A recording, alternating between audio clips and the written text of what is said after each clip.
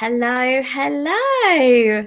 Well, it is day 3 of Wimbledon, and more importantly, it is day 3 of the Workplace Wellbeing Summit. So thank you if you're joining us today on Wednesday, if you're here with us live. And today I'm really excited for this topic, so I'm not going to do a very long introduction. We are talking all about sustainability today, how to bring nature into the workplace, how to make plants part of your perks, part of your wellbeing agenda. I've got lots of questions for the 3 guests that we've got today. And if you have questions, it would be fantastic if you pop them into the comments if you're watching on YouTube. And it's completely live, so our guests will be able to answer your questions. And just to make you aware of what we've got tomorrow, it's all going to be about stresses, strategies for coping with stress, and that's particularly for HR leaders. So that's going to be very interesting and useful, I'm sure. But let me bring in our guests that we've got here today. So what I will say is that Chloe is going to keep herself on mute unless she's talking, because she's currently at a conference which is all focused on sustainability, I think. So thanks for joining, Chloe. Chloe's the founder of Plants and Perks. We've got Parisa, who looks like she's somewhere very nice and quiet, from Sustainability Wright. And then we've got Hamish from Square Mile Farms. So I'm really excited to have these 3 on, because I think they're going to complement each other really well. But let's kick off with some introductions, because I'm sure that you're going to introduce yourselves far better than I will. Parisa, could you give us an intro, and also could you explain a bit about what started your interest in sustainability? Because I've heard you tell this story before, and I remember it was really interesting. Yeah, absolutely. So I have been a lawyer for the last 20 years, and I've worked in all sorts of businesses. For the last 11 years, I've been at ITV, working in both the PLC side and the studio side on sustainability, but really mainly on business affairs. And so about 4 years ago, when I returned from maternity leave to work, I had spent the previous year, 2018, with my baby at home, watching TV and just seeing these kids striking on television, and just thinking, my goodness, how can I be going back as business as usual to work and not be doing something about this when these kids are giving up their childhoods? And what am I leaving as a legacy for my children? And I think a lot of parents started thinking that, and a lot of other people started thinking about that. And so what I did when I went back to work was I started asking questions around the business, about what we were doing on sustainability and getting involved in that. And at the same time, I started a CIC, which is a community interest company, which is now a charity, which was around individuals and sustainable living tips. So people were sharing their tips, sharing their skills, collaborating on community projects and events. And now it's quite a successful big charity 3-4 years later. And we've opened a hub to give more people advice and support around sustainable living tips and hacks in a Main Street shopping centre in southeast London. So it sort of started me going back from work and thinking, how can we do better for these kids so that they don't have to give up their childhoods? And walking down my street and realizing that people on my street didn't even know how to recycle, let alone anything else, just made me think that what was missing was information and simple ways that people could make a big difference. I love that. Okay, second time I've heard it, but I loved it just the same, because it's almost like that natural kind of curiosity that sparked you to go and question the workplace. But also I love the fact that you've just said about simple tips as well, because I think we could come back to those later, and I'm sure people will be really interested to hear those. So thank you. Chloe, could you give us a bit of an introduction, please? And what inspired you? I'm so curious about this, to sort of connect perks. I mean, Plants and Perks, what a great name. What inspired you to start the business? Yeah, thanks. And sorry again if you can hear some echo in the background. So I guess from my perspective, I've been a head of talent and culture myself in the past, and definitely been working very much in the corporate space. And really started to have conversations with large group heads of HR and large heads of talent, and really think about sort of how we were supporting their people within the workplace.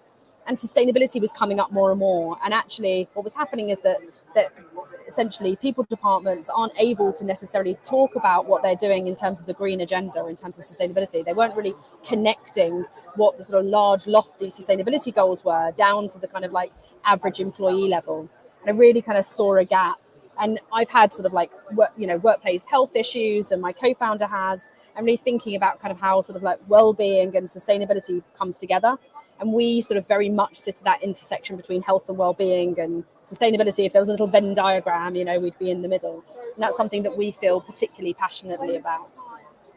Love. Yeah, fab. Absolutely great. Thanks, Chloe. And the background noise is absolutely fine. We can hear you perfectly well. So thank you. I look forward to coming back to that, actually. I'm really curious as to how Plants and Perks works and how it kind of, how you fit in that Venn diagram. I think that's going to be interesting to hear. And Hamish, so I met Hamish a couple of weeks ago at an event, and it was such a business that I think, Square Mile Farms just drew everybody to your stand. Could you explain what Square Mile Farms, if I can say it, is, but also kind of how you came up with it as well? Yeah, it does trip off the tongue, doesn't it? So Square Mile Farms build farms and offices. I mean, that's pretty much as simple as it gets. If you're all familiar with green walls, we do edible green walls. Along with a bunch of other ways of getting produce growing in workspaces. But it's all about getting people reconnected with food and with nature in an environment where it's very, very uncommon to have that. And I love what Chloe was saying in terms of the high level sort of like big picture sustainability and making it real. I mean, we talk about it as wholesale and retail. Wholesale is decarbonizing your supply chain. We're the retail front end for having those conversations about sustainability and about food waste and about living a more sustainable life. And so, I mean, this all started with us kind of looking out over the rooftops of London in the square mile, and just noting that there was just not a blade of grass or a piece of greenery to be seen for as far as the eye could see. And our vision was to basically get food back into the middle of cities and get people reconnected with the growing process and nutrition, all that sort of stuff. Yeah, it's bringing kind of. Yeah, I wonder how many people who work and kind of live in big cities are sort of getting involved in that side of things, that agriculture. I think it's a really clever idea. I read something yesterday actually about a huge new office project that's happening somewhere in Westminster. And a huge part of that office is going to be about having this urban garden, and really looking at this sustain. So, this is on the agenda for the future. And I think one thing that's important to think about, maybe for our audience that's listening, watching, is what they can do today or what they can start doing. So yeah, where to start with this, really? I mean, Parisa, what did you do in terms of, you said you came up with this idea, or you started to get this curiosity around about sustainability. You went back into your workplace and you started questioning things. Were there things that you were able to kind of achieve within the company, or how did you start to move things forward? Well, I mean, as an individual, I started getting involved in having conversations with waste management, but then I got brought into the production green team for making the TV shows.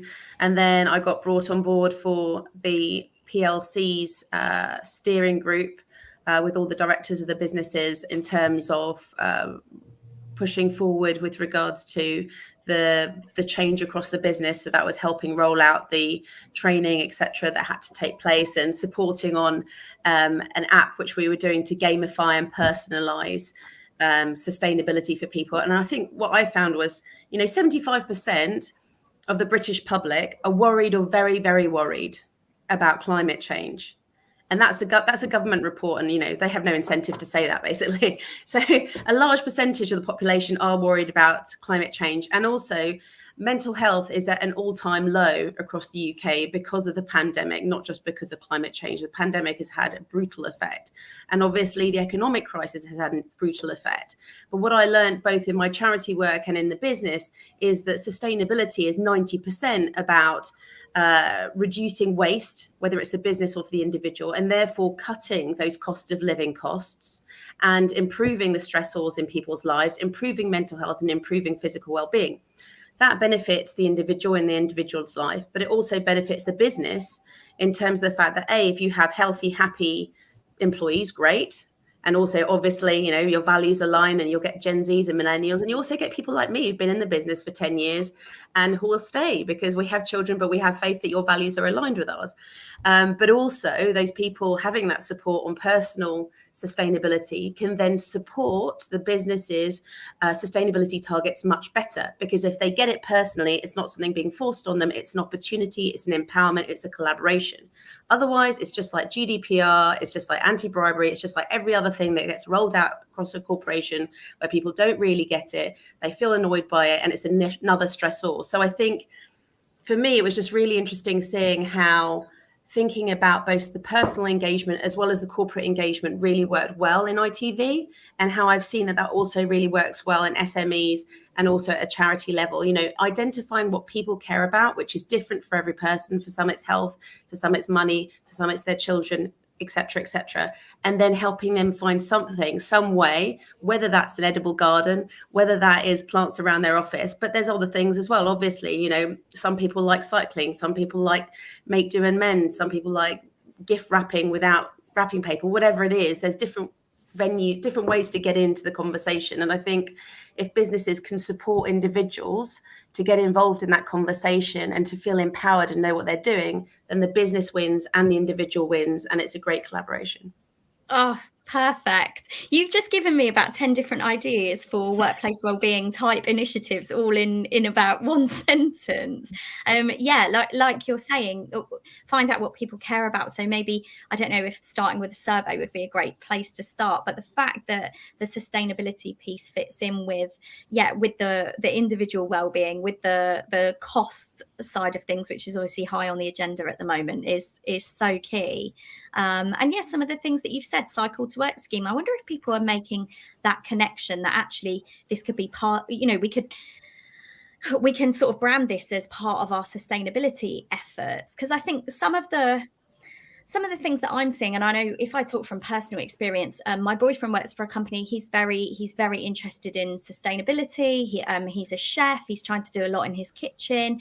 And then I remember they had a meeting with their green team that they'd set up, you know, and the boss came in and started handing out colour copies of the PowerPoint that was about to be on the screen. So everyone in the room, and he was just thinking, this is not a great way to start this green initiative with a load of colour printing. And is this something, I don't know, Chloe, perhaps you want to take this, where you're sort of seeing this divide between employees who are wanting to take steps and maybe the company not quite getting it? Sort of. I think the first thing I'd say, by the way, is that Parisa could have actually done my sales pitch for me, because actually what we talk about is a win for the employees, a win for the organisation, and a win for the planet. And absolutely everything she said, we echo. So we talk about obviously embracing essentially we help employees to live a healthier, more sustainable life. And we do that by making it easier and cheaper for them. And so for us, it's about embracing all of the things that Parisa talked about, you know, whether it is that someone wants to cut back on their meat and dairy consumption for personal or planetary health. Maybe they know someone who's got Alzheimer's and they're coming at it from a completely non-sustainability focus, but actually then they start to go on that journey and go, oh, actually, I didn't even realize the impact that, you know, methane has on the planet. You know, everyone's going to come at it from a different angle, and I totally agree with that. And that's why with Plants and Perks, we try and reward through gamification, but also through discounting of products and services that, you know, everyone's going to have a different thing. Like, we're happy if someone just wants 25% of chocolate because they love that, but it's planet friendly, it's, you know, it's eco friendly, it's more sustainable. It just gives someone that way in. I think companies aren't disconnected in a way. I think they are seeing the cycle to work schemes as their green initiative, and then that's it. And they're kind of going, oh, we've got cycle to work, tick. And then they're kind of going, oh, well, maybe we should be doing more, but we don't know how. Sustainable pensions. So kind of like, I think all we're hearing is kind of like sustainable pensions, cycle to work schemes, and then there's just not really anything else that's really plugging that gap. And that's really why we kind of, we exist to kind of help employees along that journey who are just starting. Because again, we're not talking to early adopters. I'm here at Reset Connect, where we're talking, and the whole room's full of people who are, climate activists and, change makers. We're not talking to those kind of people. We're talking to mums like me and parents and people who are working night shifts, people who are working on factory floors. Actually, especially with the cost of living crisis, it's really difficult to make healthy and sustainable choices when you're having to make other choices that actually are about, well, actually, I'm just going to buy the cheapest cut of meat at the supermarket and it's on a bog off, and therefore, it's going to be easier and cheaper for my children and my family, and I'm rushing from here and there because I've got 2 jobs because I can't actually afford to put petrol in my car. Like, these are the things that actually companies are really struggling with at the moment.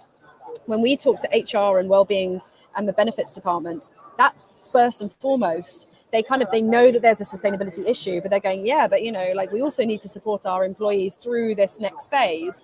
And actually, after the pandemic, sustainability came back on the agenda, and then cost of living's come in, and it was like there was a bit of a window where everyone was like, oh, well, we're really now near our 2030 sustainability goals. We're even nearer now post the pandemic, and now there's like extra challenges. So yeah.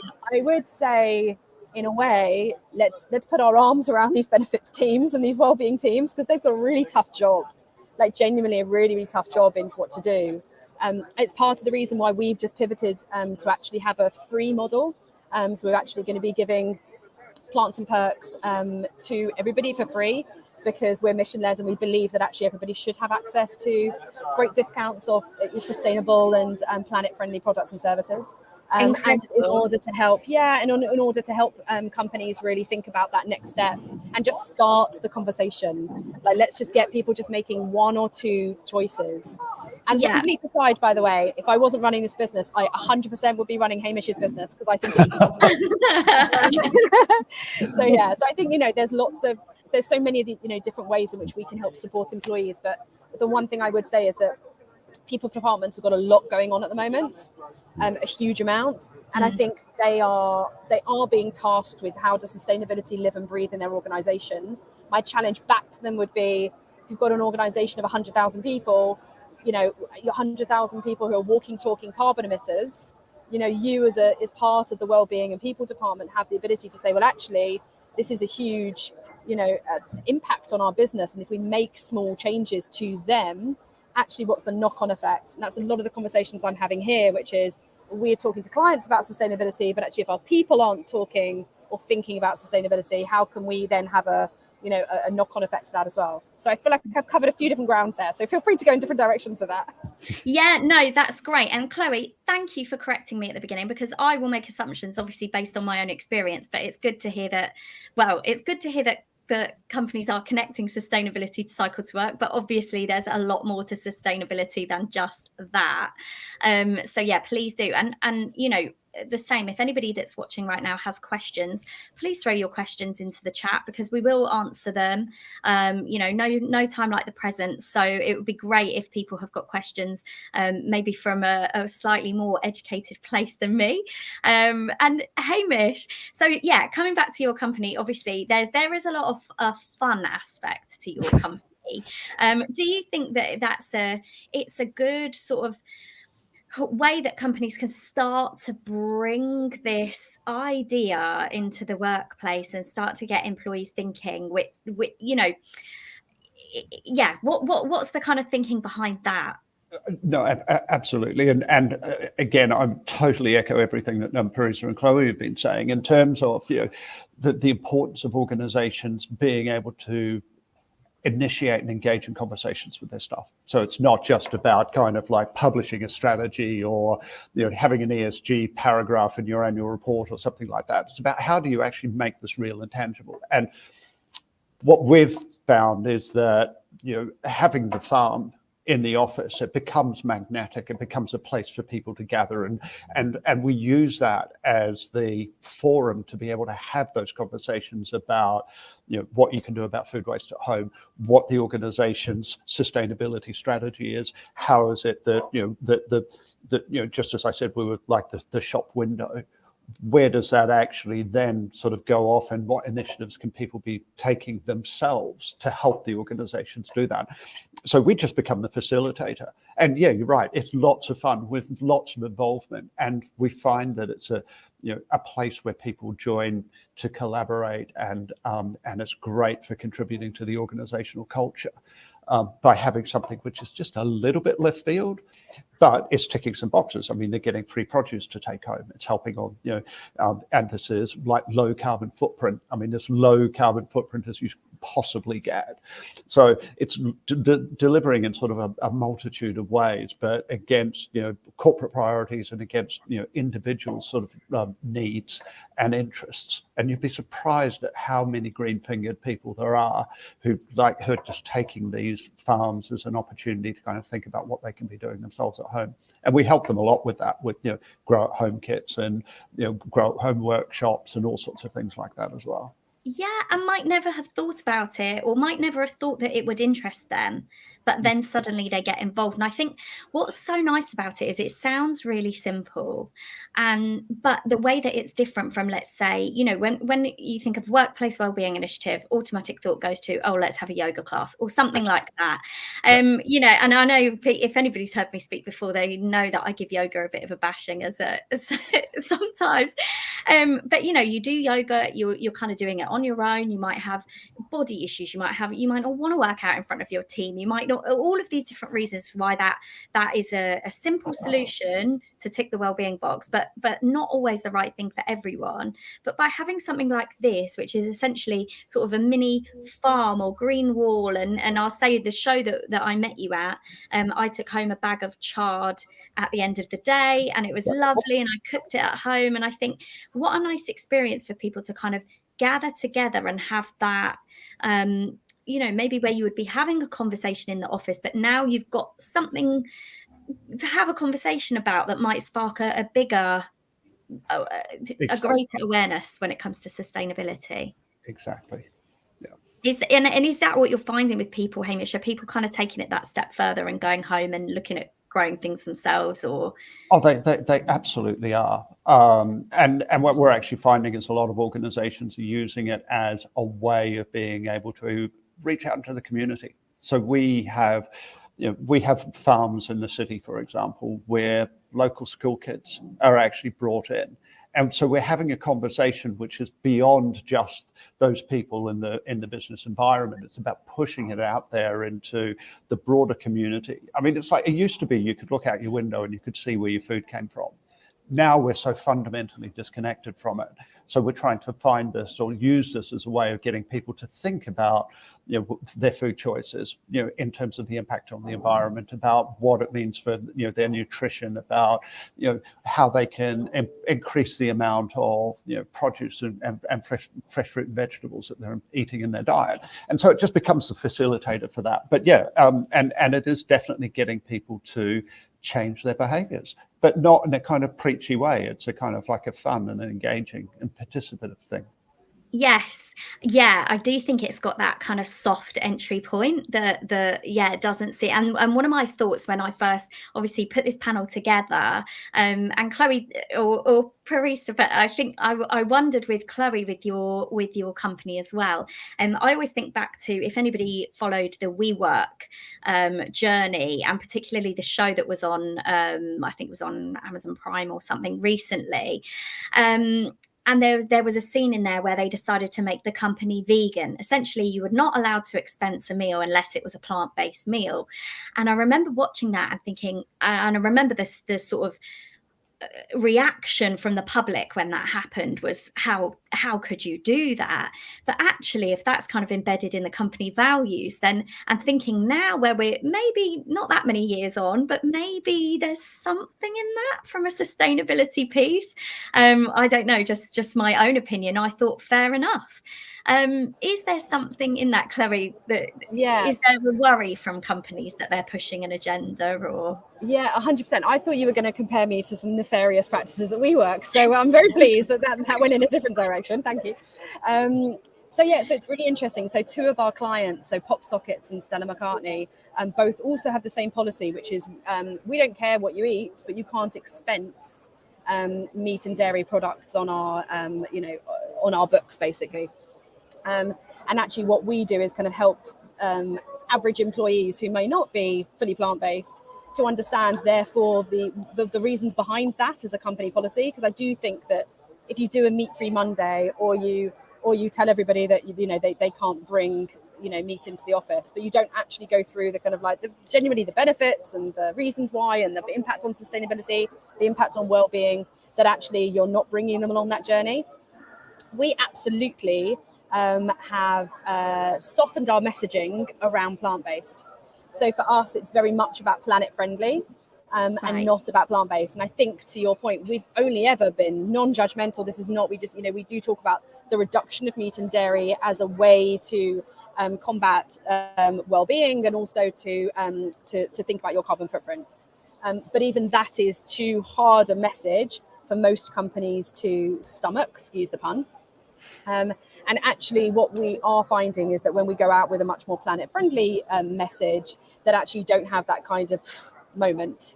And so for us, that's been a little bit of a pivot that we've made, that we've had to kind of get on board with, because we've always, like I said, like we've only ever been like, you can have your burger, you can have yours. Like, we're not talking about, we're just saying make one or two swaps, like just, because once somebody tries having oat milk in their coffee for a first time, they go, oh, what else could I do?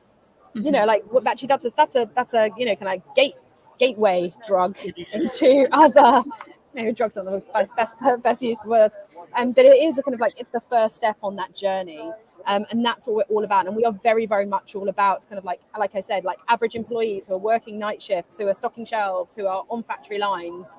This is not about them eating a £15 plant-based burger and patting themselves on the back. It's much more about, well, actually, how can we use a tin of beans and a packet of red lentils to actually reduce our carbon footprint down, and also support our sustainability. So I do think that for us in particular, we are looking at that whole kind of, looking at the messaging around that, and making sure that from a average employee's perspective, there isn't that kind of resistance. Yeah. Even though I think actually well-being and sustainability and people teams might overestimate that pushback. Does that make sense? No. They're more worried about it than it actually is. But yeah, it's something that we have to be mindful of as a group, for sure. That's really interesting. And communication's the key, right? Companies need to start talking and hearing from their employees, and maybe they'll discover that there isn't the pushback that they might expect. And I think, the thing with WeWork was they were also flying around in private jets. So if this was a carbon footprint issue, then there was a big contradiction there, which, so we all know how that story went. But we've got a really interesting comment here. Parisa, I wonder if you've taken a look at this. I'll bring it up onto the screen. It's quite in depth, and so yes, obviously talking about the street level education on sustainability, which is kind of where you started, right? Looking at your street. So what do you think about this, and is there any advice that you can give around this? Yeah, well, I mean, Gibran, if it's any consolation, look me up on LinkedIn, because I'm working on a massive project with the UK government and the lottery and the charity I set up to set up community sustainability support hubs across mainstream shopping centres across the UK. So we should chat. But in terms of what Chloe was saying and what Gibran's saying, I think they kind of line on one thing, which I really, really agree with, which is the government can set goals for sustainability for us, the public, that businesses can set goals for their business, which they want their employees to follow through on. But unless the public or the employees understand what's in it for them, why the climate crisis and why sustainability is relevant to them and their families, then I think it's really hard for them to get excited about it and for them to engage in it and for them to then research how they can do it. And I think that, there's been a lot of research. The reason we're setting up this Community Hubs project is there's been loads of research from government and from academia and from the Committee for Climate Change saying that the British public want to do something. They don't know what things that they can do which are impactful and which aren't going to take a lot of time or cost a lot more money. And I think those are the kind of things that, people like Chloe, people like me are honing in on when we're advising and supporting people in the business place. For me, if a business has set goals, that's great. If they've incentivized their SLT with bonuses and KPIs around sustainability, even better, because it'll actually happen. But what happens to the thousands of other employees is they feel like something's being foisted on them to an extent. If they're not being paid extra, if they're being told to do things differently after 20 years, if they've not, sort of connected with why it's relevant to them, I think it is difficult.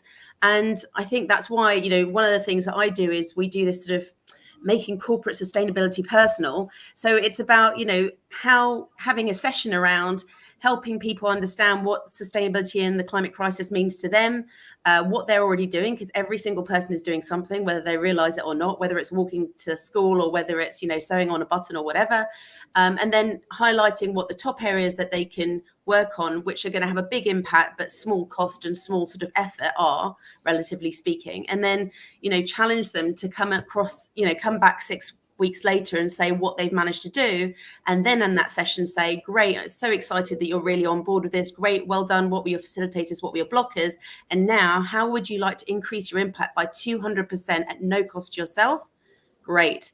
Then the business would like to collaborate with you to do X and Y with your team so that you can each increase your impact by 200% in this fight against climate crisis. Because by that point, they care. Do you see what I mean? So you can't just tell people to do stuff. You need, unless you're going to give them money or some other clear perk for actually doing this extra bit of work or changing the way they're doing business, you're going to end up wasting money, wasting time, and ending up with PR disasters because people will not be engaged. So save yourself that time and money, save yourself the recruitment costs, bring on board those Gen Zs and millennials you want by doing that sort of comprehensive, what is sustainability for you personally, and how can we collaborate to empower each other to have even bigger impact? 7.5 years left to meet this deadline. Let's do it together. That sort of collaborative approach. And I think that sort of approach can then be backed up with things like a monthly brainstorm where individuals feed in their questions on their personal questions as well as business questions, what issues they're having, what successes they're having so they can celebrate with others, but also what problems they've seen at the ground floor level in the business, because that's not something that the sustainability team, the senior leadership team, the HR team is going to spot. You need people on the ground level who are going to go,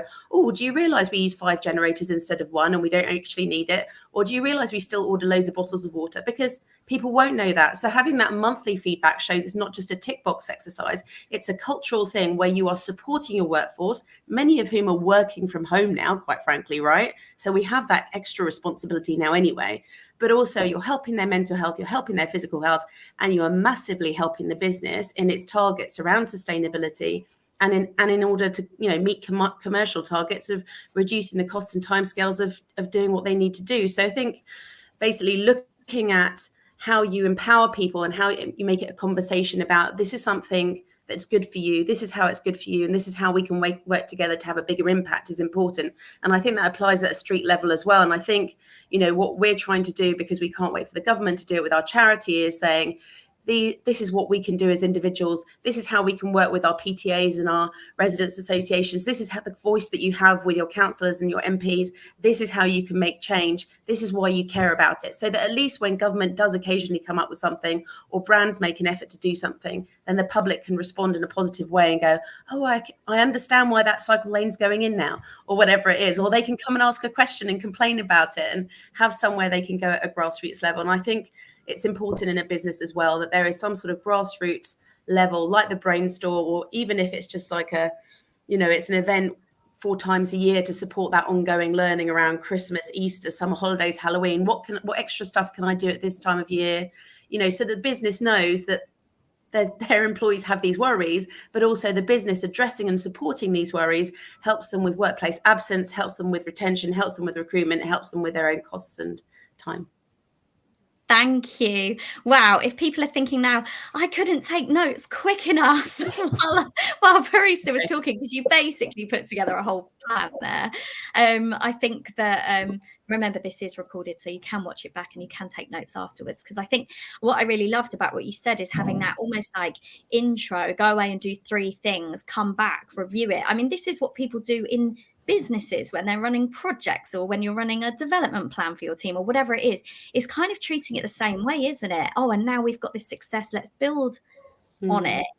Hamish, do you find the sort of Gen Z millennial employees, are they the ones really going for this, or are you surprised sometimes by the people that are engaged? It's across the entire spectrum.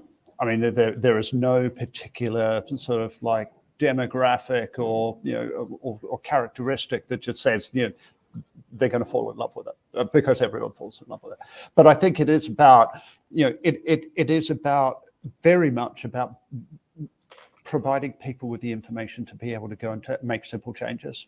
I mean, we run a food waste workshop, which is like, here are the 10 things that you can grow from the offcuts, like your spring onions or things like that. It's like, and people love that, because it's something that is really, really simple to do. It's something that they get a tangible benefit from, and all of the benefits of biophilia and greenery in the office. But I mean, like, growing your own stuff is something which is really, really good for mental health, and really good for general well-being. So we provide these little gateways for people to be able to go off and then start thinking. It's like, oh, well, if I did that, then maybe I can do this. And it becomes the catalyst for the conversation and for the thought process. And I think, what Parisa was saying is absolutely right. It's about just getting people to kind of make a small switch. And when they realize about, how easy it is to make some of these things happen, they start exploring what the other options are. And it is all about marginal gains. I mean, a couple of percentage point changes across all of the things that we do cumulatively is going to have a really, really big impact. And I think that that's a key part of the conversation to have. So across all of the things that we're talking, we're just a very small component in the conversation compared to what Chloe's doing and working with, and what Parisa's working in.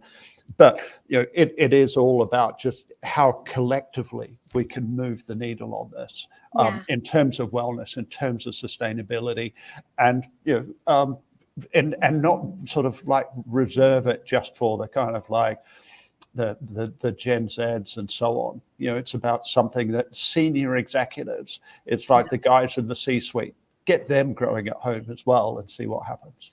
Yeah, get the director coming in with their, spring onions that they've grown from scratch. There's nothing like modeling it from the top. I feel like what you said, Hamish, is almost that what could be in Parisa's step 1, really, of that thing of like, go and find something, come and share your success, and somebody can come back and really, they've got something really tangible there to share as a success. And then you've sort of touched on it about that kind of marginal gains. I think that fits into something that Chloe said earlier, where you reference work performance, Chloe. And I feel like sometimes when companies aren't sold on things, particularly when in my work and what I do, as soon as you bring work performance into the equation, suddenly they are listening. So how, you obviously mentioned, you had personal experience with this, but how do you factor work performance into this whole sort of piece? Can I slightly change the question, if that's okay? Yeah. If I just sort of slightly, because I think when I'm hearing sort of like what everyone's talking about as well, there was just one thing that I wanted to pick up on, which was thinking about waiting for there to be a problem like work performance for a wellbeing team or a benefits team to then put this in place. So is that okay if I kind of slightly change the focus? Yes. And I think that we can't wait for those things to start to be a problem. We can't wait for you to survey the entire, 20,000 people in your organization, and for 20,000 people to say, yep, I want a sustainable benefit, please. Like, it's just not going to happen. And I think I do find that what we're seeing is sort of like, you see kind of like, oh, well, we need to be supporting menopausal women in the workplace. Like 100%, we need to be supporting menopausal women in the workplace. But we're not seeing that kind of like, and it's a lot easier to kind of get a yes absolutely we all agree with that, than it is on something like well-being and sustainability. And I think what we're seeing is there are lots of reasons to do this, but I think that there needs to be a change of attitude or a change of framing in order for companies to get fully on board sort of quicker, if that makes sense, to kind of like bring this on. I know Parisa's nodding, but maybe you can help me out here, but sort of like to be able to kind of go, well, we are addressing lots and lots and lots of different issues. We are addressing mental well-being, absolutely, and completely agree with what Hamish was saying about kind of like growing your own, and also like, you know, when you've made some active and conscious decisions, what that well-being, what it does to your mental well-being. Physical well-being, we know that actually when you start to embrace certainly plant-based and reduction of meat and dairy consumption, but also lots of the other getting out there and helping other people and thinking about helping the planet, that actually that physical well-being really comes to the fore. But I think what is missing at the moment for a lot of the things that we're doing potentially is that kind of tangible, here you go, here's your ROI, this is how we're totally shifting the dial. And those things will come, but it's going to be a while. And actually what we're trying to do is sort of, is be able to steer the Titanic. And we're kind of going, look, we just need to make those small sustainable choices and decisions now. And then, as we're starting to just change average people's behavior, everyday behavior, making those small little shifts. So I think it's sort of like, I think what we're doing is sort of almost small and imperceptible because people are working from home and you don't always see those big changes. I think Hamish's thing is quite I guess a much more visceral experience in terms of sustainability, which is fantastic. But I think in general, I think it's quite hard for people also to sort of get their head around some of the things that we're doing. I don't know if anybody else finds that. I was gonna chime in, Chloe. I was gonna say that there's a couple of things. First of all, I was trying to put together a list of reasons why businesses should get involved in our charity project that I was talking about earlier. And obviously, any of this work, right, anything around sustainability, if you just go and look at it from the commercial side of things, if you can get people engaged with it and they're supporting your sustainability efforts, it's going to save the business time and money. It's going to save the business PR disasters. It's going to be something that the business can put on their ESG reporting, which if they're a FTSE 100, they already have to do. And if they're a supplier to a FTSE 100, then they're already probably doing as well. They can put it on there. I mean, there's a huge interplay between ethnic diversity and social justice and sustainability as well. There's a massive social justice piece where people with an ethnic diverse background or people with a lower socioeconomic background are suffering much more from the cons of sustainability, whether that's air pollution or whether that's family members in countries already affected, et cetera, et cetera. And so it falls under that piece as well. It falls under your diversity reporting. It falls under the support that you're giving to parents. So if you have a parenting network, it's providing them with support. Because I have to say, like initially when I set up the charity, the majority of people who are doing 30 hours a week pro bono, like me, were basically, men and women with children, essentially, or grandchildren. And I think those people would feel that this was supporting them. So again, that can go into, the parenting network reporting as well. There's actually loads of different public reporting that this kind of support, if it's done properly, can be mentioned in. So that investment into the people and their well-being and their mental health and their physical health, which means you have reduced sort of, days off, etc., and that people are happier. Generally, they do a better job, they perform better. But there's also that sort of like keeping the shareholders PR commercial side of things happy, which is, you can like basically highlight these efforts on your ESG supporting, but also on your BAME network supporting and your parents network supporting and, networking support sort of reporting. And I think it's really important to know, and it can go on your website, etc. It can go on your recruitment. So I think it's worth sort of remembering that it's not just the financial, you're saving time and money by making sure everyone's on board with your goals, but also, the reporting that you have to put out annually can mention this stuff. It makes your business more competitive against others that are not doing this, because I can tell you there are big businesses like the ones I've worked for, who are changing their procurement processes, who are changing their due diligence, who are changing their contracting, and they expect the people providing them with goods and services to be able to say what they're doing around sustainability, what their waste is, what their energy consumption is.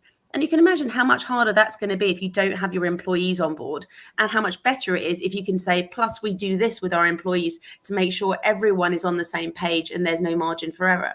So I think there's a lot of a commercial side to it that people don't often think about. And they're like, sustainability, it's nice to have. It's not nice to have. It's like literally the most important thing. I mean, I've got 2 daughters. Of course, I believe in dealing with the menopause. Of course, I believe in protesting about abortion in the US. Of course, I believe in non-discrimination. But everything pales into insignificance for me if in 7.5 years' time I have to turn around to my children and say, I'm sorry, mummy and her employers couldn't do enough, and now you are committed to irreversible climate change. There is literally no charitable cause, no issue I can think about that's more important than this. And we will all, whether we're HR professionals, whether we are business CEOs, whether we are just mums and dads, we are all going to be judged accordingly. So I think that we need to take it seriously and we need to act now. There's easy commercial benefits to this that you can sell to those who don't get it. But hopefully most of you guys being in HR understand that this is really important for us as individuals to address. I think they're all going to be wanting to borrow you to march into the into the boardroom, Parisa, to make the case for I them. do that sometimes as well. That's fine. I'm standing behind her. That's incredible. I think, you know, if somebody could write down what you've just said and kind of go and march in if they need to sell this to the board, then, you know, that would be job done. But we are running out of time, so I just wondered if we could sort of wrap up really with maybe something about how to get started. I'm sure that the people, whoever's watching, is already sold on this. So what are the kind of simple steps that they could take, or how could they get started? Where do they go from here? And obviously, I'm sure that your own businesses are going to come into this, and I will be sharing all of your details with people afterwards as well. But could I take a couple of tips from each of you before we wrap up? Yeah, I can jump in. I mean, absolutely, I guess from a plants and perks perspective, because it's the easiest way I know how. We're definitely thinking about informing, incentivizing, and also inspiring employees to make those healthy and sustainable choices. And we think that personally, it's not just telling, so you can't just do the inform piece. You have to do the inspiration piece as well. So the bigger perspective. And also the incentivization piece, the what is in it for me. So we do that through freebies and making it more cost effective to lead a healthier, more sustainable life. Obviously, we just talked about the fact that we've pivoted so that we do have a free version of our app available coming out in September. I would argue, obviously, everybody, it's no cost to you as a business at all. Just get it in, just start to have those conversations so that you can start to open up that conversation with your people and start to support them and say, like, this is something we want to support you through. Therefore, let's help you take the first steps. So yeah, I think that would be the easiest thing for anyone to do off the bat. Fab. And as you said earlier, probably not going to get the resistance that they think they will from this either. So starting that conversation. Hamish, any? Yeah, I mean, keep it simple and use or create opportunities for people to share what it is that they're doing, because people love being able to tell their stories and they love being able to inspire others. So if you can provide a forum or environment or a challenge that everybody can participate in, put it on their Instagrams, put it on their LinkedIns, and make it something really easy and accessible. You don't need infrastructure for it. You don't need expense for it, because your people, your teams, your collaborators will actually take it on, and they'll make it bigger than you can ever imagine.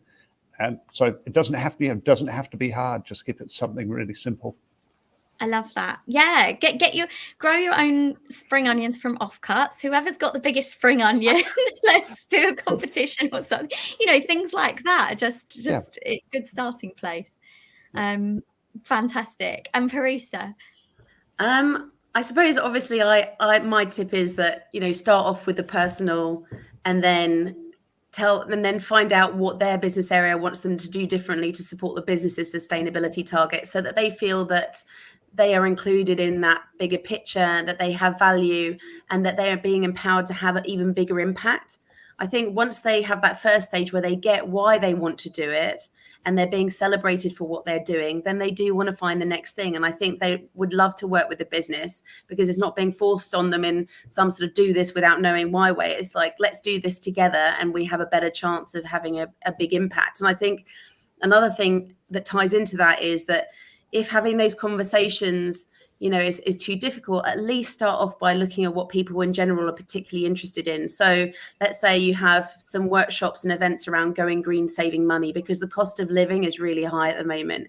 Let's say you address the fact that around Christmas time and around Easter time and around Halloween, people have a lot of anxiety about single-use plastic and the sort of wastefulness around those times of years, and provide, workshops and talks around how to reduce, the environmental footprint of your gift giving or whatever it is. Obviously we do a lot of that stuff, both with my charity and me as an individual, but, there's loads of people who can help you with that. So, you can give people the skills as well as the information to sew something or to make something, but also for them to know what they can do with the food side of it and the gifting side of it and the clothing side of it. And I just think, starting with the personal, empowering people, thinking about what people are really passionate about so they get excited about it is really important. And if you can make them part of the conversation for the business, even better, because they then better understand what the business is doing and why. They then want to help the business do it properly.